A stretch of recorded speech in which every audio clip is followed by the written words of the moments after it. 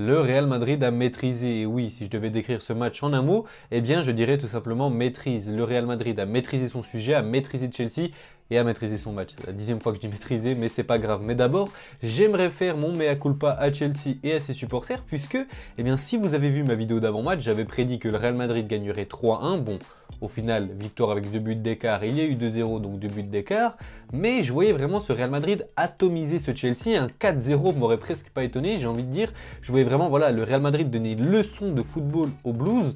Au final, le Real Madrid a quand même gagné, mais contrairement à ce que pas mal de gens ont dit sur Twitter et de ce que j'ai vu, je trouve que Chelsea n'a pas fait un mauvais match. Ils ont fait avec leurs armes, mais au tout début de match, et on va commencer par ça, moi j'ai eu peur. Au bout de 4 minutes, je l'ai même tweeté sur Twitter, Chelsea a 2 occasions et 2 fois ils ont failli marquer. D'abord avec Joao Félix et la deuxième fois sur une contre-attaque qui part de N'Golo Kanté. Au final, c'est mal joué.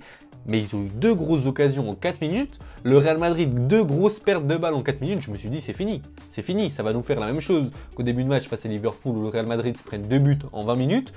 Au final, le Real Madrid a su maîtriser son sujet par la suite. Et justement, à la 21e minute, Benzema a marqué sur... Bon, il n'y avait pas de passe décisive. C'était un arrêt de Kepa, puis ensuite ça allait sur Benzema qui a marqué.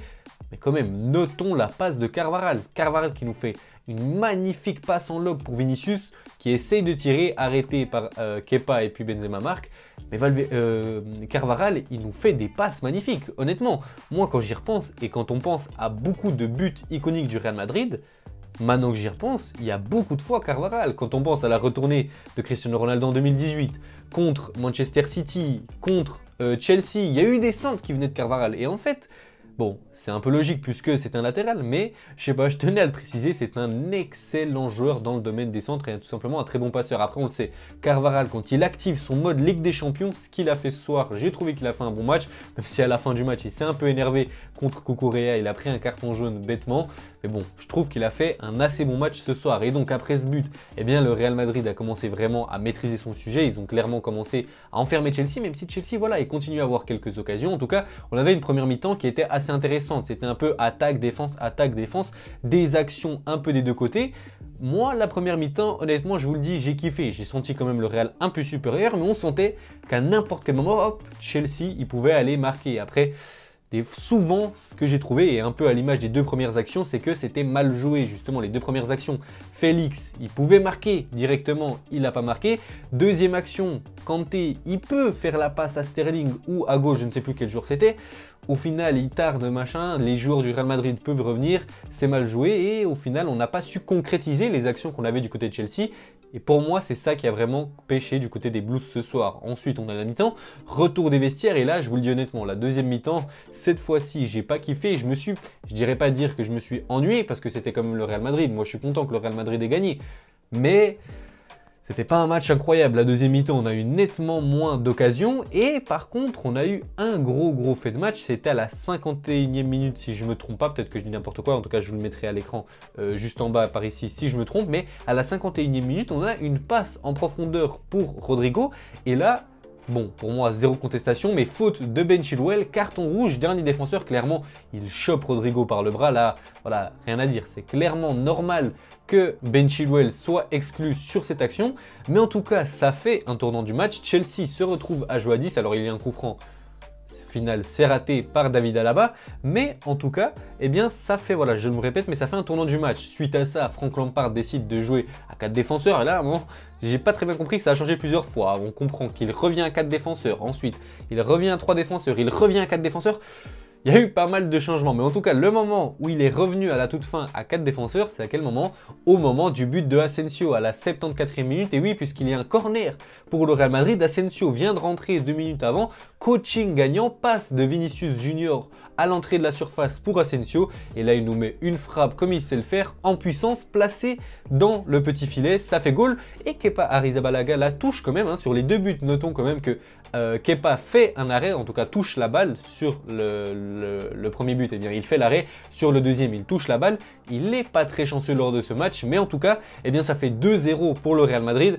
Et là, clairement, voilà, le Real Madrid a voulu sécuriser. Ils auraient pu quand même marquer à la toute fin quand il restait 5 minutes, si je ne me trompe pas, dans le temps additionnel. professionnel, un centre de la part de David Alaba, Kepa la repousse, ça arrive sur Benzema, il tente de faire une tête, malheureusement ça passe au-dessus, il était un peu surpris, je pense que la balle lui arrive dessus, en tout cas ça fait 2-0, mais quand même à la toute fin, on est passé à ça vraiment d'avoir un résultat de 2-1 pour le Real Madrid, puisque eh bien, on a Mason Mount qui a fait une très très grosse frappe toute proche du but de Thibaut Courtois, et là, ironie du sort, c'est Rudiger, ex-coéquipier de Mason Mount, ex-joueur de Chelsea, qui vient et qui fait un tacle pour empêcher cette frappe, en tout cas pour contrer cette frappe. Alors peut-être que Thibaut Courtois l'aurait arrêté, mais en tout cas, voilà, ça m'a fait rire un peu cette scène, surtout qu'après on voit Rudiger célébrer vraiment ça comme un but. Bref, ça fait 2-0 pour le Real Madrid à l'issue de ce match. Et voilà, je me répète, mais on a un Real Madrid qui a maîtrisé son sujet. Maintenant, si je devais passer au top et au flop de ce match, eh bien, du côté de Chelsea, j'ai quand même envie de mettre un top. Je dirais tout simplement N'Golo Kanté. Pour moi, il a fait un très bon match. Après, on l'a vu, depuis qu'il est de retour, c'est un très très gros N'Golo Kanté qu'on a. Et personnellement, même avec Frank Lampard, même dans cette équipe de Chelsea qui galère beaucoup cette saison et qui est dans une saison très compliquée, eh bien, je pense qu'à la fin de saison, eh bien, cette fin de saison ne va pas du tout être comme la première partie de saison, puisque cette fois-ci on a N'Golo Kanté et franchement il a été très très très bon. Et d'ailleurs la deuxième grosse occasion que Chelsea a eu au tout début du match, ça part de Kanté qui fait une récupération de balle et Kanté en a fait des récupérations dans ce match. Donc pour moi, N'Golo Kanté va dans les tops de ce match. Ensuite, évidemment, je suis obligé de le mettre dans le top, c'est Vinicius Junior. Il est sur les deux actions. La première, il tire, mais c'est, on va dire, une demi-passe décisive pour Benzema. Deuxième action, décisive pour Benzema. Mais en soi, j'ai pas trouvé qu'il a fait un match si exceptionnel que ça. Surtout le duo Karim Benzema, Vinicius Junior a pas été incroyable. En tout cas en première période. Il y a eu pas mal de déchets, d'incompréhension. Il n'avait pas les mêmes idées dans la tête. C'était dommage. Vinicius Junior a raté de temps en temps. Mais bon, avec une passe décisive et demie, j'ai envie de dire, on peut pas dire que Vinicius Junior a raté son match. Donc je le mets quand même dans mes tops.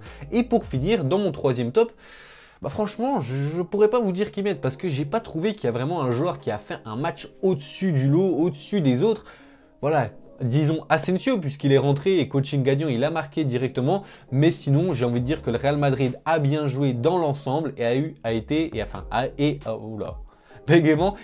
réalisé un très bon match. Maintenant, si on passe du côté des flops, je suis obligé de mettre Joao Félix. Pour moi, il ne réalise pas du tout un bon match. Alors, j'ai envie de dire, est-ce que c'est vraiment de sa faute? C'est Frank Lampard qui décide de le mettre au bout de la chaîne de ce 3-5-2. Pour moi, ça a été étonnant. Je pensais qu'on allait mettre Havertz avec sa grande taille et puis surtout qu'il a l'habitude de jouer à ce poste. Pour moi, Joao Félix doit plus jouer en tant que milieu offensif et on l'a bien vu dans ce match. Il n'a pas été bon, même au début, tout début, première action qu'il a.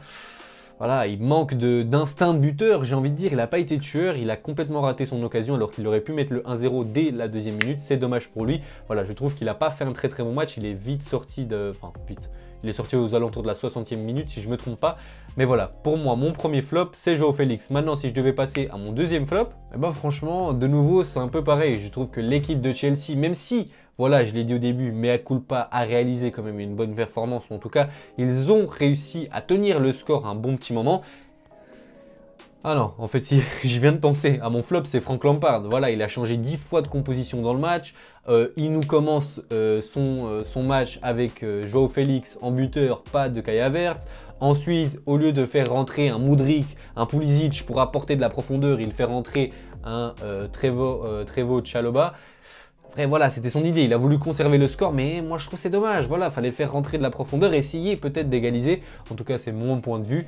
Voilà, je mets Frank Lampard dans ce deuxième flop et pour le troisième flop, voilà, comme je l'ai dit, je trouve que toute l'équipe de Chelsea n'a pas été exceptionnelle, aucun de ces joueurs a été nul vraiment, à part je trouve voilà que Joao Félix est passé à côté de son match, j'ai envie de dire que offensivement, la plupart des joueurs sont passés à côté de leur match. J'aurais pu mettre Kai Havertz quand il est rentré, j'aurais pu mettre Raheem Sterling quand il était sur la fiche de départ. Bref, voilà, la plupart des joueurs de Chelsea pour moi n'ont pas été exceptionnels. Mais voilà, pour terminer cette vidéo, j'ai envie de faire de nouveau un petit salut à mon ami de Football is Blue. Voilà, 2-0 match aller. Alors, j'ai envie de chambrer un petit peu, j'en profite. Sait-on jamais, match retour, remontada, je sais pas comment on dit, remounting en anglais, je n'ai aucune idée. Mais en tout cas, voilà, j'espère que ce Real Madrid va aller au bout de cette Ligue des Champions. J'espère déjà qu'ils vont passer contre Chelsea. Et puis, bon, dernier petit point à dire, voilà, petit changement de coupe de cheveux. J'ai un peu raccourci, voilà, j'en avais marre des cheveux longs, là j'en profite. C'est la fin de vidéo, il n'y a plus personne sûrement sur cette vidéo, j'en profite, voilà. Petit dégradé, je suis allé chez le coiffeur. Dites-moi dans les commentaires, est-ce que vous validez cette nouvelle coupe de cheveux? Alors, c'est pas un gros changement, voilà. On a juste raccourci un peu sur le dessus. Bon là, c'est pas très bien coiffé. Ouais, il y a quelques efforts à faire. Mais bref, si vous avez aimé cette vidéo, dites-moi dans les commentaires. Et n'hésitez pas à liker, à vous abonner, à commenter, à partager, etc. Même à m'envoyer des gros cœurs. Vous connaissez la chanson, je vais pas me répéter. Moi, je vous dis à la prochaine pour une nouvelle vidéo. Allez, ciao!